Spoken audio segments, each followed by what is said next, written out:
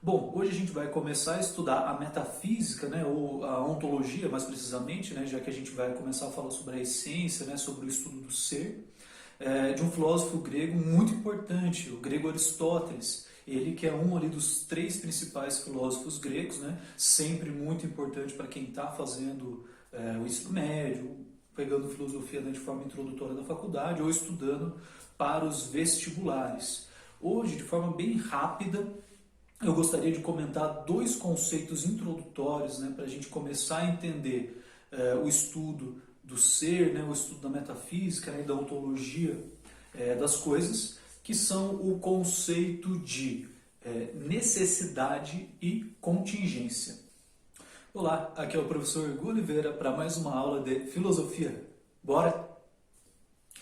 Quando a gente começa a estudar a metafísica aristotélica, ele, em primeiro lugar, pede para a gente diferenciar as características que a gente pode encontrar nos objetos. Ele distingue o seguinte: bom, a tarefa da filosofia é encontrar a verdade das coisas, né? A gente já teve uma aula sobre isso, né? Filosofia é o amor pela sabedoria, pela verdade.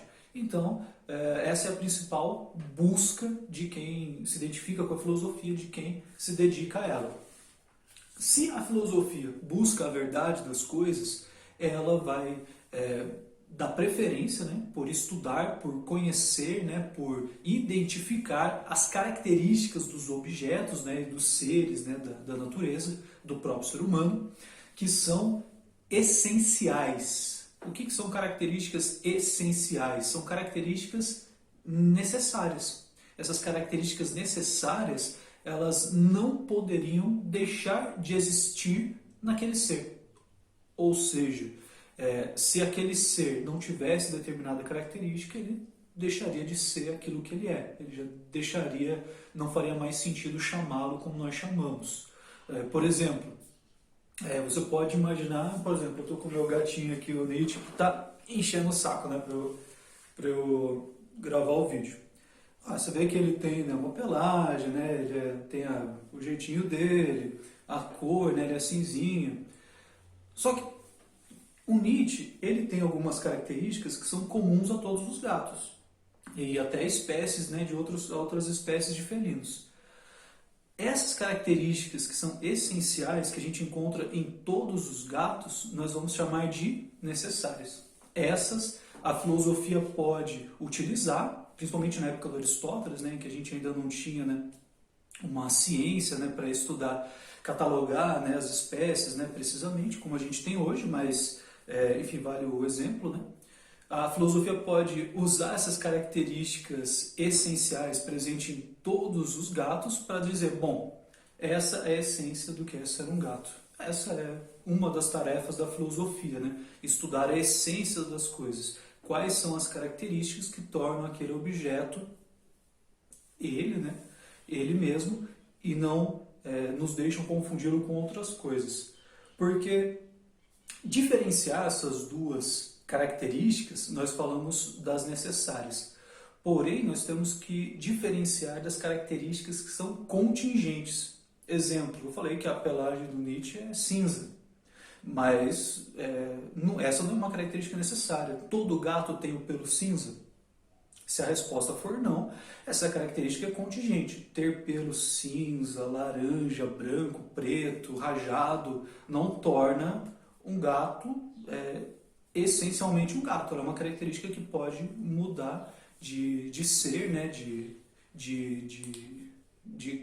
caso particular para caso particular, certinho? Então, resumindo, para o nosso início do estudo dessa ontologia, né, que seria o estudo do ser, né, o da nossa metafísica, né, o estudo da essência das coisas, a gente precisa entender do que a filosofia está tratando. Ao tratar da essência das coisas, nós precisamos distinguir as características que são contingentes. Por exemplo, nem todos os seres humanos têm a mesma cor de pele, ou a mesma altura, o mesmo peso. Porém, essas características são contingentes. Tê-las ou não, né, de determinada forma, não nos torna mais ou menos humanos.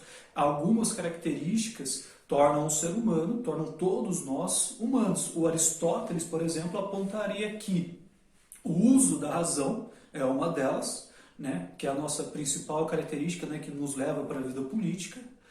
A nossa animalidade, né, o fato da gente pertencer, né, ao conjunto dos seres da natureza, embora a gente se destaque justamente pelo uso da nossa razão. A terceira característica que a gente já pode apontar é justamente a nossa vida política, a nossa vida em sociedade, né, o fato de que nós somos animais políticos, né, mas essa afirmação já é tema para uma próxima aula, né? Sendo que nós ainda vamos nos aprofundar nesse tema da metafísica aristotélica, né? Essa aula foi uma introdução, né? Foi um breve começo. Se você gostou, curte o vídeo para mostrar o seu apoio, para mostrar que você gostou, se inscreve no canal, ative o sininho que o YouTube te avisa quando sair a nossa próxima aula ou a nossa próxima questão comentada. Se você tiver ainda alguma dúvida ou alguma sugestão para o nosso próximo vídeo, coloca aqui nos comentários também que ela pode se tornar o nosso próximo vídeo.